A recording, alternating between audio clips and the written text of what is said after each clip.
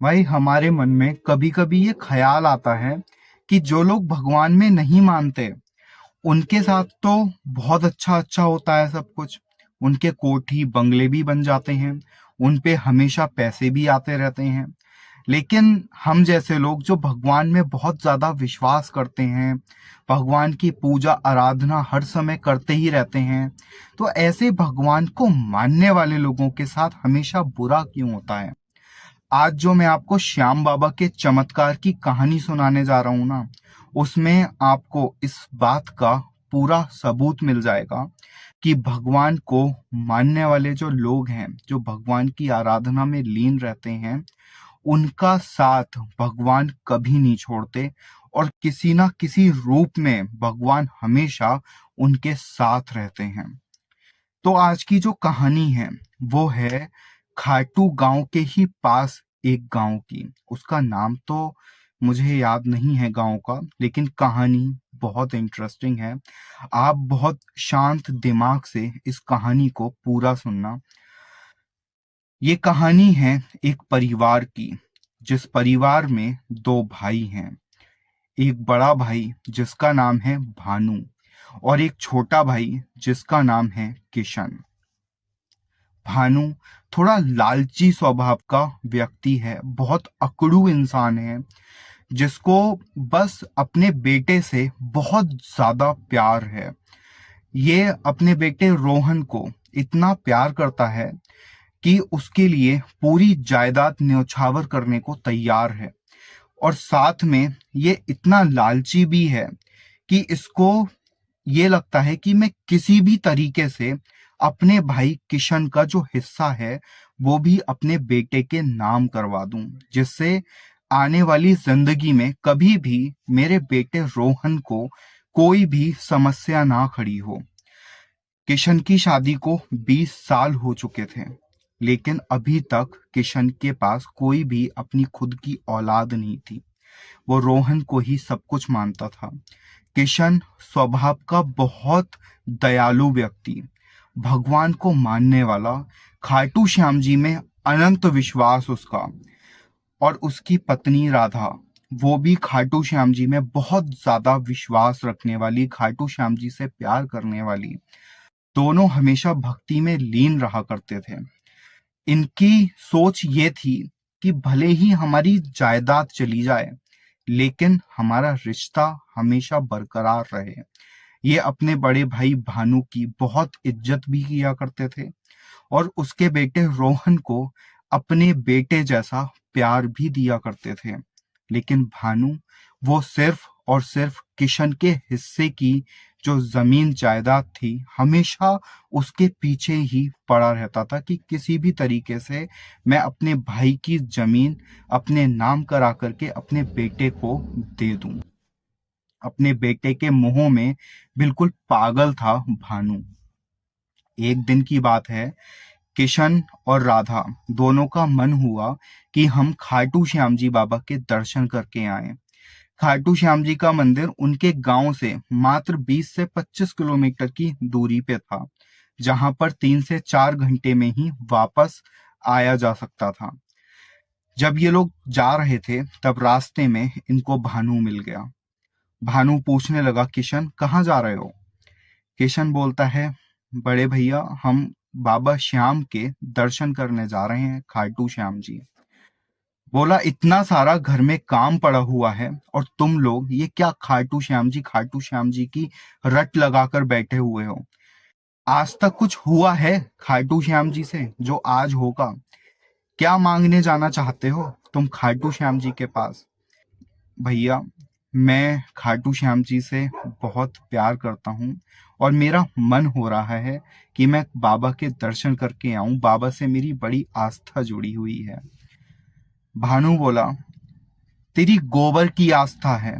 इतना सारा काम पड़ा है, वहां गोबर लीपने को है, कंडे बनाने को है, खेत में इतना सारा काम पड़ा हुआ है और तुझे खाटू श्याम जी जाने की पड़ी है। चलो जाओ, जाकर अपना काम करो। और भानु उन्हें धमका करके काम पर वापस भेज देता है। किशन अपने भाई की बहुत इज्जत करता है। वो राधा को भी समझाता है कि अगर भैया कह रहे हैं तो हम बाद में फिर कभी चले जाएंगे खाटू श्याम जी, चलो अभी जाकर जो काम पड़ा है बचा कुचा वो कर लेते हैं। किशन और राधा दोनों मिलकर के खेतों पर चले जाते हैं। वहां पर इनका एक पुराना मित्र इनको मिलता है। किशन की उससे बहुत अच्छी दोस्ती होती है। ये सब लोग मिलकर के ही खाटू श्याम जी जाने का प्लान बना रहे थे। उसका दोस्त बोलता है कि किशन क्या हुआ, तू तैयार नहीं हुआ, तूने अभी तक कुछ भी तैयारी नहीं करी। हम तो खाटू श्याम जी जाने वाले थे ना, तो बता कब चले खाटू श्याम जी। किशन बोलता है कि भानु भैया मिले थे रास्ते में, उन्होंने मना किया है कि अभी बहुत सारा काम पड़ा हुआ है, तो अभी तुम लोग होकर के आओ, मैं बाद में फिर कभी चला जाऊंगा। लेकिन उसका दोस्त उससे जिद करने लगता है, बोलता है कि तू तैयार हो जा, चल चलते हैं। कितनी ही देर लगेगी, 2 घंटे का रास्ता है, 4 घंटे में वापस आ जाएंगे। भानु भैया को पता भी नहीं चलेगा कि हम कब गए और कब वापस आ गए। किशन उसकी बात मान लेता है। किशन कहता है ठीक है, तो चलो फिर चलते हैं खाटू श्याम जी।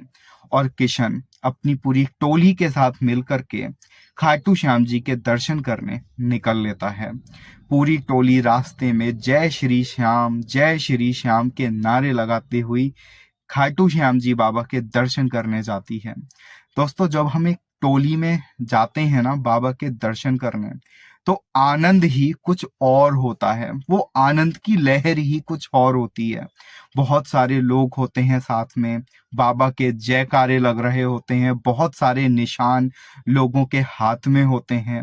वो आनंद की लहर ही बिल्कुल अलग है। और इसी तरीके से किशन भी अपनी टोली के साथ बाबा के दर्शन करने निकल पड़ा खाटू श्याम जी। जब बाबा के सामने पहुंचा, जिगजैग लाइन में लग करके, तो बाबा से अपने पूरे परिवार की मंगल कामना के लिए उसने प्रार्थना की। उसने प्रार्थना की कि मेरे भाई को भी हमेशा सुख समृद्धि देना, और हमें भी बाबा एक औलाद जरूर देना। 20 साल हो गए हमारी शादी को, लेकिन हमारे पास अपनी खुद की कोई औलाद नहीं है। बाबा इतनी कृपा बरसाए रखना, बाकी हम तो आपके प्रेमी हैं ही। बोलो जय श्री श्याम। और बाबा से प्रार्थना करके दोनों पति पत्नी शाम को घर वापस लौटे। हाथ में प्रसाद था, जाकर के भानु को दिया। भानु ने पूछा ये क्या है? बोले बाबा श्याम का प्रसाद है। भानु गुस्से में आकर बोला कि मैंने तुम्हें मना किया था कि मत जाना खाटू श्याम जी, तुम फिर भी मेरी बात ना मान करके खाटू श्याम जी चले गए। इतना सारा काम पड़ा हुआ था, कौन देखेगा ये सारा काम? क्या फ्री का पैसा आ रहा है हमारे पास? क्यों गए तुम खाटू श्याम जी? उसने प्रसाद तक नहीं लिया और साफ इनकार कर दिया कि मुझे नहीं चाहिए तुम्हारा ये प्रसाद, और इस घर से निकल जाओ। क्योंकि भानु अपने आप को मेजॉरिटी समझता था। किशन भानु को एक आंख नहीं भाता था। वो बस ये चाहता था कि कैसे भी करके जायदाद मुझे मिल जाए। इसकी औलाद तो है नहीं, आज नहीं तो कल ये तो मर ही जाएगा, उसके बाद सब कुछ है तो हमारा ही। और किशन को घर से बेदखल करने लगा। किशन बोला भैया हमसे ऐसी क्या गलती हो गई जो आप हमें घर से ही बाहर निकाल रहे हैं? किशन अपने बड़े भाई की बहुत इज्जत करता था। वो हमेशा भाई को एक इज्जत की नजरों से ही देखता था। उसको फर्क नहीं पड़ता था कि ये मुझे निकाल रहे हैं या मेरी जायदाद हड़पने के चक्कर में है। उसको इतना सोचता ही नहीं था वो। भानु ने उस दिन किशन को बहुत ज्यादा चिल्लाया और किशन से बोलने लगा कि अच्छा तू मुझसे बहुत प्यार करता है ना, मेरी बहुत इज्जत करता है ना? बोला हाँ भैया, मैं आपसे बहुत प्यार करता हूँ, आपकी बहुत इज्जत करता हूँ। बोला जो मैं तुझसे मांगूंगा तू मुझे देगा क्या? किशन बोला आप मांग कर तो देखो, जो बन बनेगा वो मैं आपको दूंगा। बोला तू रोहन को अपने बेटे जैसा मानता है ना? किशन बोला हाँ भैया, मैं रोहन को अपने बेटे जैसा ही मानता हूँ, रोहन मेरा बेटा ही तो है। भानु बोला तो फिर एक काम कर, ये रहे तेरी हिस्से की जमीन के कागजात, इन पे साइन कर दे और अपनी सारी जायदाद तू रोहन के नाम कर दे, मुझे तसल्ली मिल जाएगी कि तू रोहन से वाकई में बहुत प्यार करता है। किशन ने बिना कुछ सोचे समझे उन कागजों पे सिग्नेचर कर दिए। दोस्तों, ये बिल्कुल सच्ची घटना मैं आपको बता रहा हूँ। ऐसे बड़े भाई को सम्मान देने वाले छोटे भाई आज भी दुनिया के किसी ना किसी कोने में बैठे हुए हैं, लेकिन लालच लालच इंसान से सारे रिश्ते नाते तोड़वा देता है, और वही हुआ इस परिवार में। किशन ने तो बिना सोचे समझे उन कागजों पे साइन कर दिए, अपनी सारी जायदाद, अपनी प्रॉपर्टी, अपनी हिस्से की जमीन सब अपने भतीजे रोहन के नाम कर दी। भानु तो बहुत खुश हो गया और उसने तुरंत ही राधा और किशन को घर से बेदखल कर दिया। किशन बोला, भैया हम कहाँ जाएंगे, हमने तो अपना सब कुछ आपको दे दिया, अब क्या बचा है। भानु बोला, मैं यही तो चाहता था, अब तेरा कुछ भी नहीं है, जा तू कहीं भी जाकर रह, मुझे कोई फर्क नहीं पड़ता, अब सब कुछ मेरे बेटे रोहन के नाम पर है, तू जा और जाके जी ले अपनी जिंदगी। ये उठा अपना कंबल, अपनी खटिया और अपने खाटू श्याम जी और सबको लेकर के इस घर से बाहर निकल जा। उस दिन किशन बहुत ज्यादा परेशान था।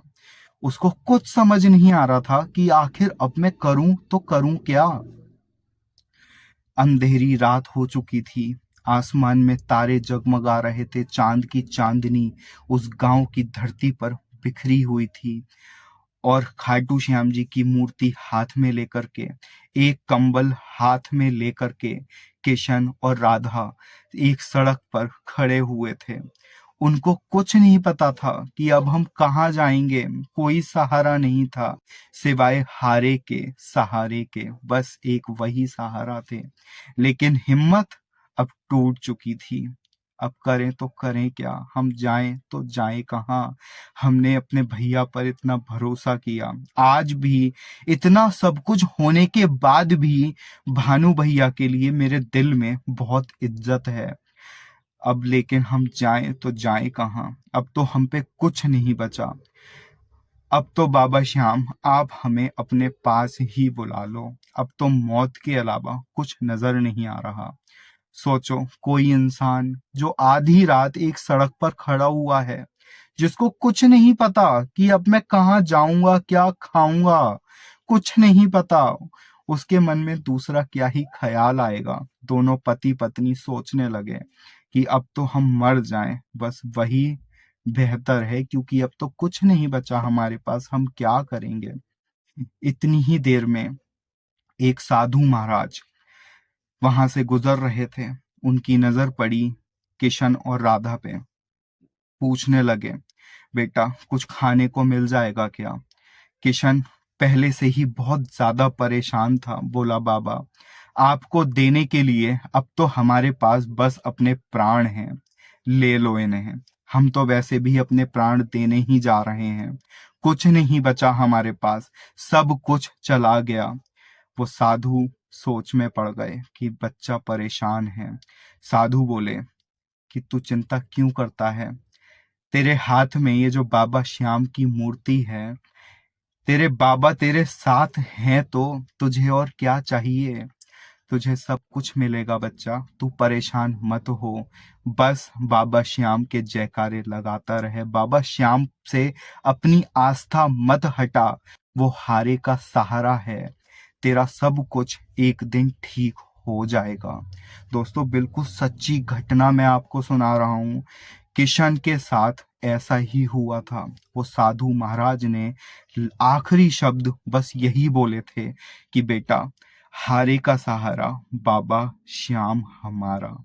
और किशन उन साधु बाबा की ये बातें सुन करके मोटिवेट हो गया। उसने कुछ ना कुछ रास्ता निकालने का सोच लिया और अपने प्राण त्यागने की इच्छा उस दिन छोड़ दी। उधर भानु, वो किशन के हिस्से की जमीन बेचे जा रहा था। उस पे बेतहाशा पैसा आ रहा था, बहुत अच्छे दाम में किशन की जमीन बिक रही थी। एक दिन की बात है जब रोहन भानु के पास आया, बोला पापा मेरे दोस्त का जन्मदिन है, कुछ पैसे दे दो, उसको कुछ अच्छा सा गिफ्ट लेकर के जाना है। भानु ने उसको पहले 500 का नोट पकड़ाया, फिर बोला कि बेटा 500 रुपए से क्या ही होगा, ले 500 का और पकड़, कुछ अच्छा सा तोहफा देना अपने दोस्त को। रोहन बोला पिताजी आप कुछ कमाते तो है नहीं, लेकिन फिर भी आप इतना पैसा खर्च कैसे कर लेते हैं। बोला कि बेटा पैसों की कोई कमी अब हमारे पास नहीं है, तू जो चाहेगा वो ही पाएगा। हमारे पास बहुत सारी जायदाद है, अब तो तेरे चाचा की प्रॉपर्टी भी हमने अपने नाम पर कर ली है। अब सब कुछ तेरा है, जैसे चाहे वैसे खर्च कर, मौज से अपनी जिंदगी जी। लेकिन भानु को ये नहीं पता था कि एक दिन ये लालच उसको लेकर के डूब जाएगा। वो दौलत में बहुत खुश रहने लगा था, एक बार तो अपनी खुद की कोठी बढ़ाने लगा। किशन की जमीन बहुत अच्छे दाम में बिकी थी और सारे पैसों को इकट्ठा करके वो एक बहुत बड़ा महल जैसा ही कोठी बनवा रहा था अपने गांव में। गांव वालों ने जब उस कोठी को बनते देखा तो लोगों को रहा नहीं गया भानु से पूछे बिना कि भानु भाई आप ये कोठी कैसे बनवा रहे हो। भानु बोला मेरे पास बहुत दौलत है, बहुत पैसा है, इसलिए मैं ये कोठी बनवा रहा हूँ। लेकिन गांव वाले बोले कि आप दो ही तो लोग हो, इतना बड़ी कोठी बनवाने की क्या जरूरत है, आपका बेटा है रोहन और आप खुद हो, इतने बड़े घर में क्या करोगे। भानु अपनी लालच भरी जुबान से बोला कि हमने तो अपनी सारी जिंदगी एक झोपड़ी में गुजार दी, लेकिन मैं नहीं चाहता कि मेरा बेटा वो जिंदगी गुजारे। मैं उसको दुनिया की सारी खुशियां देना चाहता हूँ, वो जो चाहे वो सब करना चाहता हूँ। वो कोठी बहुत बड़ी बन रही थी। गांव वालों ने पूछा कितना खर्चा आ रहा है इसमें। भानु बोला ज्यादा कुछ नहीं, बस 2-2.5 करोड़ रुपए। गांव वालों के तो पैरों तले मानो जमीन खिसक गई हो कि भानु इतनी बड़ी कोठी सिर्फ अपनी इकलौती औलाद के लिए बना रहा है। लेकिन लोग कहते क्या, ऐसे आदमी को समझाने से भी कोई फर्क पड़ता ही नहीं है। उसका बेटा रोहन आया, बोला पिताजी अब तो हमारे पास बड़ा घर भी हो गया है, बस अब मुझे एक गाड़ी और दिलवा दो, मेरे दोस्तों में मेरा रुतबा बहुत ज्यादा बढ़ जाएगा, मैं अपने कॉलेज अपनी खुद की गाड़ी से जाया करूंगा। भानु बोला कि बेटा तू चिंता मत कर, बस 2 महीने का और इंतजार कर ले, मैं तुझे गाड़ी भी दिलवा दूंगा। बस जमीन की पेमेंट आनी बाकी है, जो पेमेंट आई थी वो तो इस कोठी में लगा दी, अभी अगली पेमेंट जब आएगी तब तुझे मैं गाड़ी भी दिलवा दूंगा। रोहन बोला ठीक है पिताजी। रोहन भी बहुत खुश, उसको पता था कि मेरा बाप मेरे लिए कुछ भी करने को तैयार है। रोहन बोला कि मैं 5 दिन के लिए अपने दोस्तों के साथ मनाली जा रहा हूँ, मुझे कुछ पैसे दे दो। भानु ने सीधा 50,000 रुपए की गड्डी निकाली और रोहन के हाथों में पकड़ा दी। दोस्तों औलादें ऐसे ही बिगड़ती हैं, चाहे हम पे कितना भी पैसा क्यों ना हो, लेकिन संस्कार अपने बच्चों को जरूर देने चाहिए। लेकिन रोहन को यहाँ संस्कार नहीं पैसा मिल रहा था। रोहन बहुत खुश था। भानु बोला कि अगर वहां पर तुझे और पैसों की जरूरत पड़े तो मुझे बता देना, मैं और पैसे भेज दूंगा। रोहन खुशी खुशी अपने दोस्तों के साथ मनाली चला गया। वो दोस्त भी जानते थे कि रोहन बहुत पैसा खर्च करता है। अपने दोस्तों का रोहन ने एक पैसा खर्च नहीं होने दिया। मनाली में सारा खर्चा खुद कर रहा था और वो दोस्त उसका फायदा उठा रहे थे। रोहन को शराब का गिलास पकड़ा दिया, बोले इसको पी, बड़ा ही मजा आएगा, जिंदगी का सुकून इसी में ही है। रोहन पीने लगा। पीते पीते बोलने लगे, चल तुझे एक जगह लेकर के चलते हैं, वहां पर बहुत पैसा कमाया जा सकता है।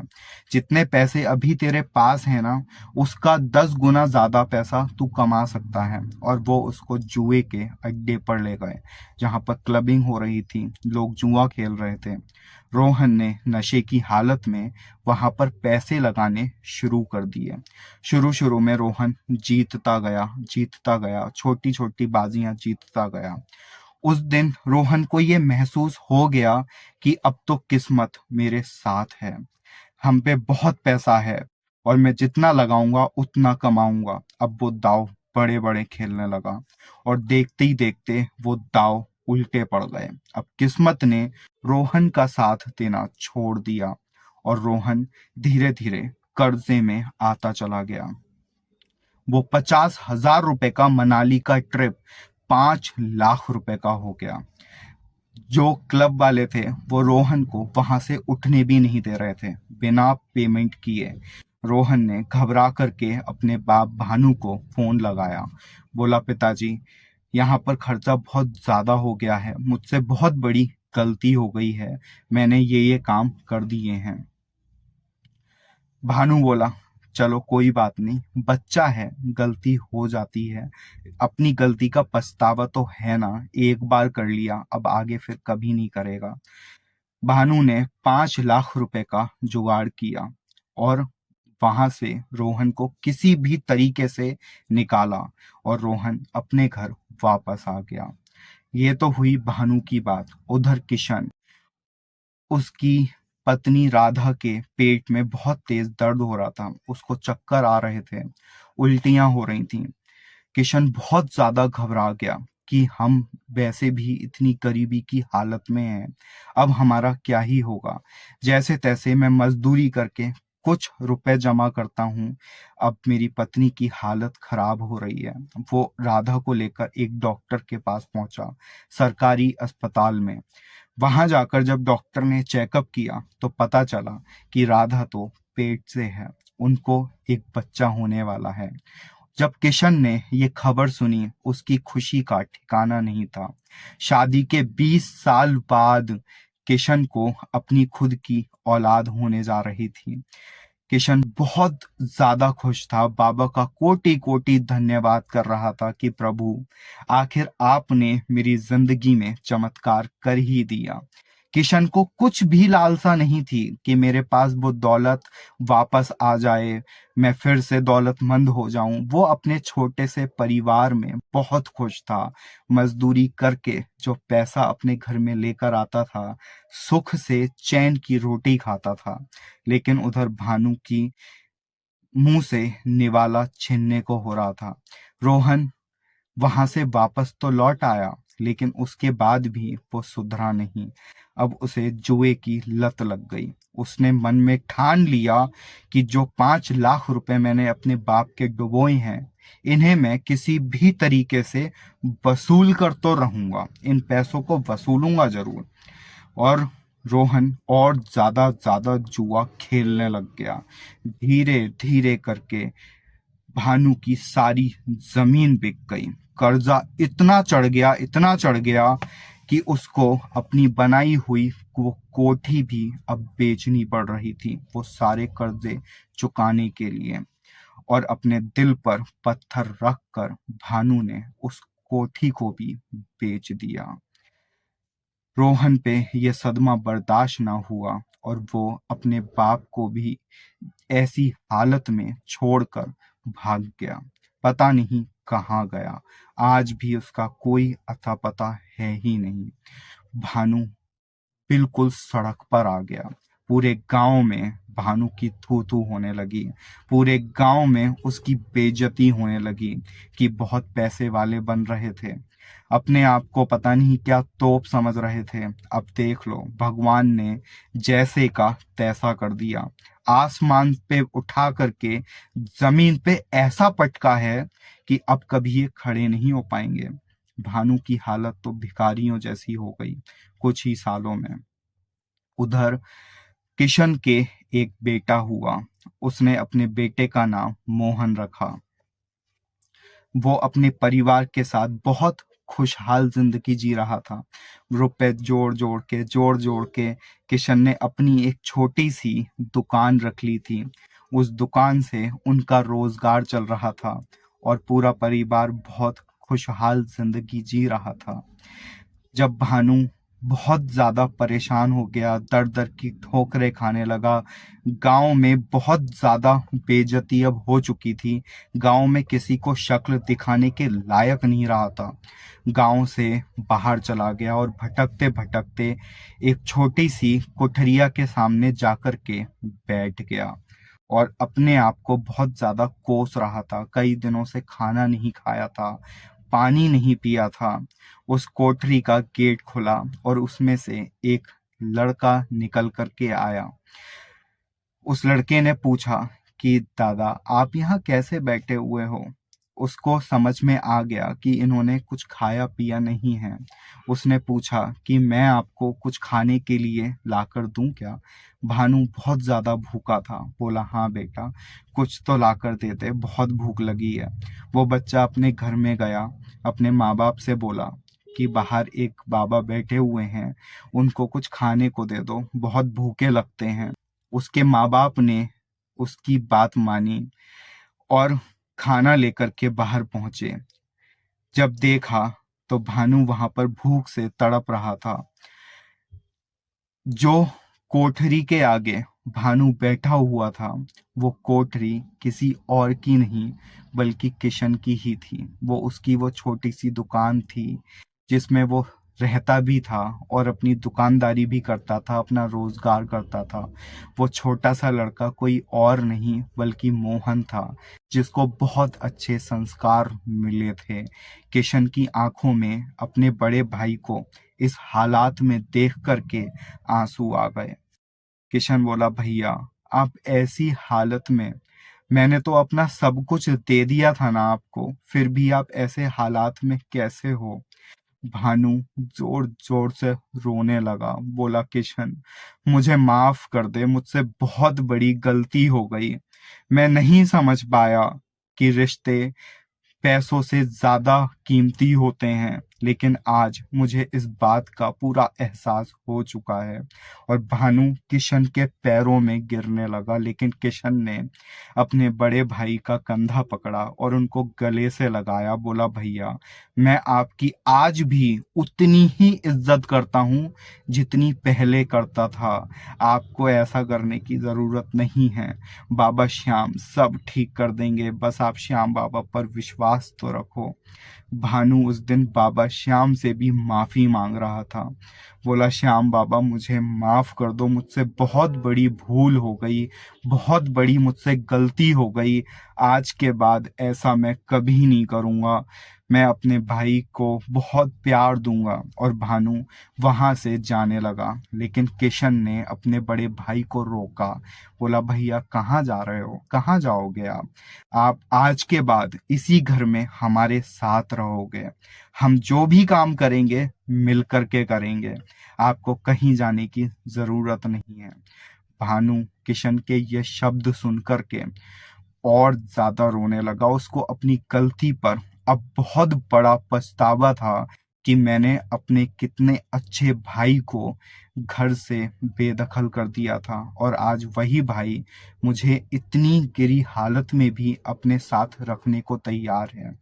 राधा ने भी कुछ नहीं बोला, राधा भी उल्टा खुश हो गई। बोली कि चलो, आज के बाद बड़े भैया भी हमारे साथ हमारे घर में ही रहेंगे। उसके बाद दोनों भाई खुशी खुशी साथ में रहे। दोनों ने बहुत ज्यादा मेहनत करी और अपने आप को एक अच्छे स्तर पर पहुंचाया। अब उस गांव में उनका एक अच्छा सुंदर सा मकान था, जिसमें भानु, किशन, राधा और मोहन बहुत खुशी खुशी रहा करते थे। भानु ने रोहन के बारे में पता करना भी मुनासिब नहीं समझा। उसने सोच लिया मन में कि अब श्याम बाबा की मर्जी। वो उसको जब तक अपनी गलती का एहसास नहीं हो जाता, जब तक वो खुद से घर वापस लौट करके नहीं आता, तब तक मैं उसको अब कभी नहीं ढूंढूंगा। मेरा सिर्फ एक ही बेटा है और वो है मोहन। और दोनों, भानु और किशन, मोहन को बहुत ज्यादा प्यार देने लग गए। तो दोस्तों, श्याम बाबा हमेशा सच्चाई के साथ खड़े हैं। अहमियत पैसों की नहीं, अहमियत रिश्तों की है, और रिश्ते ही होते हैं जो हमें जोड़ करके रखते हैं।